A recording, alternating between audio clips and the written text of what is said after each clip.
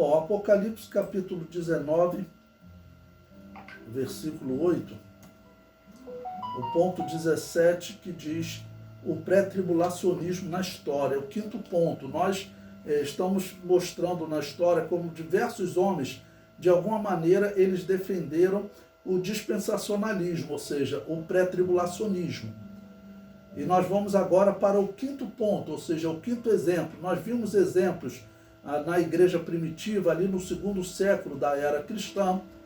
Irineu de Lyon, ele falou, acreditando que Israel faz sim parte do plano de Deus e um dia Jesus reinará sobre Israel. Então eu venho explicando a vocês que a Igreja Católica ela começou a negar que Israel faz parte do plano de Deus e as igrejas protestantes também, mas estão mostrando, o século XX já mostrou que eles estavam errados e nós estamos citando então exemplos na história exatamente para focar isso.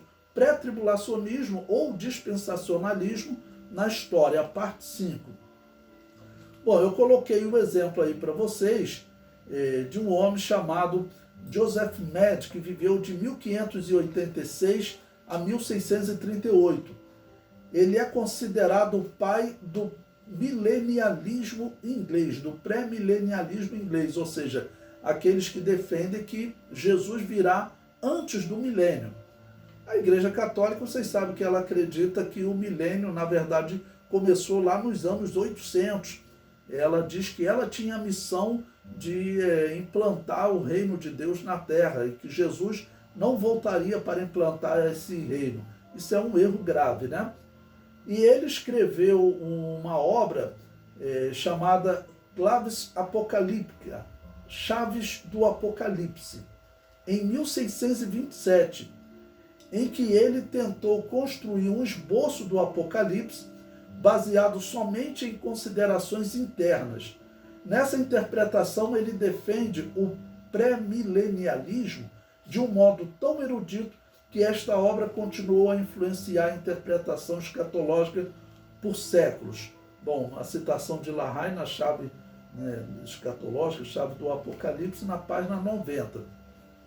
Então, esse Joseph Med, ele está mostrando que lá no século XVI, XVII, haviam pessoas que defendiam, sim, que Jesus voltará para implantar um reino na Terra. E eu estou colocando esse ponto para vocês, porque aqueles que negam que Israel faz parte do plano de Deus, no caso, a Igreja Católica e os protestantes, essa negação deles está errada. E eles afirmam que a nossa teoria do dispensacionalismo nasceu há 200 anos atrás. E esse ponto aqui está deixando claro que não.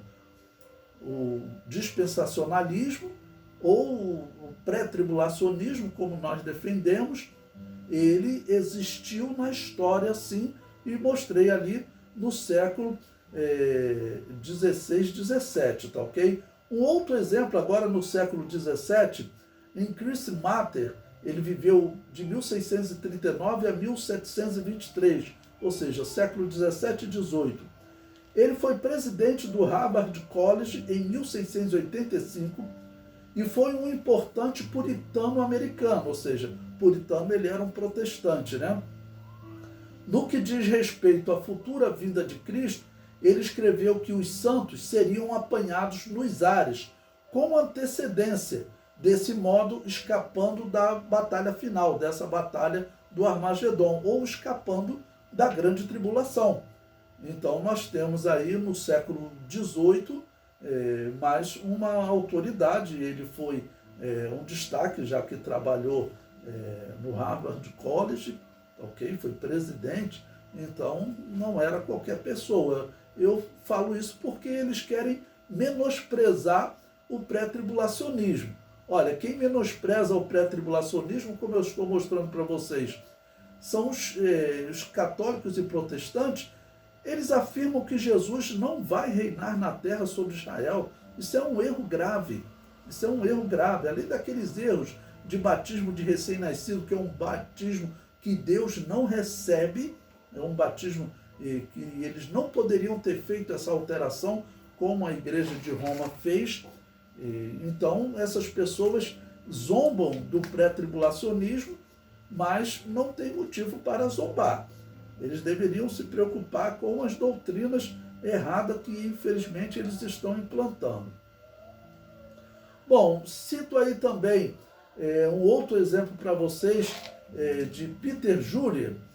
Ele foi um reformador francês, Peter Jury, e em seu livro Livramento Futuro da Igreja, escrito em 1687, ou seja, no século XVII ainda, ensinou que Cristo viria nos ares para arrebatar os santos e voltaria para o céu antes da batalha do Armagedon, ou seja, Jesus voltaria, se encontraria com a igreja nos ares, é como o apóstolo Paulo descreve, e depois voltaria para o céu antes da batalha do Armagedon, que vai ocorrer no fim da grande tribulação. Ele falou de um arrebatamento secreto antes da sua vinda em glória e do juízo do Armagedon. Ambos os comentários de Philip Dodge sobre o Novo Testamento em 1738 e de John Gill sobre o Novo Testamento em 1748 usaram o termo arrebatamento e falaram deste como iminente, ou seja, eles aguardavam o arrebatamento a qualquer momento.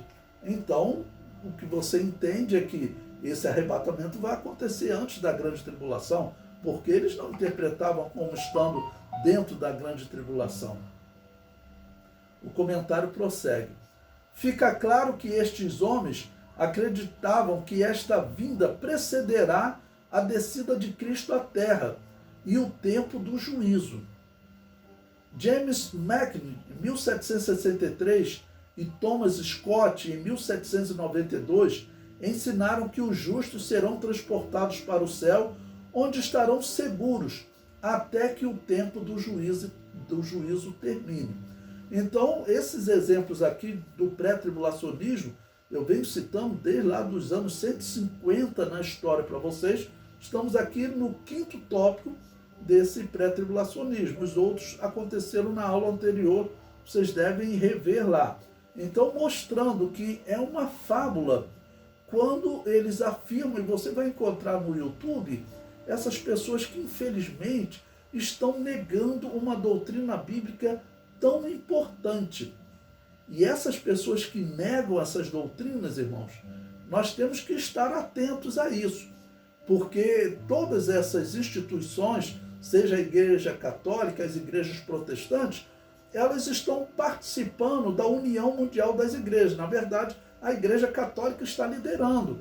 A Igreja Católica está chamando todas as igrejas para uma união final. Não é só todas as igrejas, mas também todas as religiões. E eles falam que isso é para o bem da humanidade. Mas, na verdade, nós sabemos que a Igreja Católica traz uma herança de doutrinas erradas, inclusive da idolatria, que nós temos que estar atentos e nos mantermos separados dessa doutrina.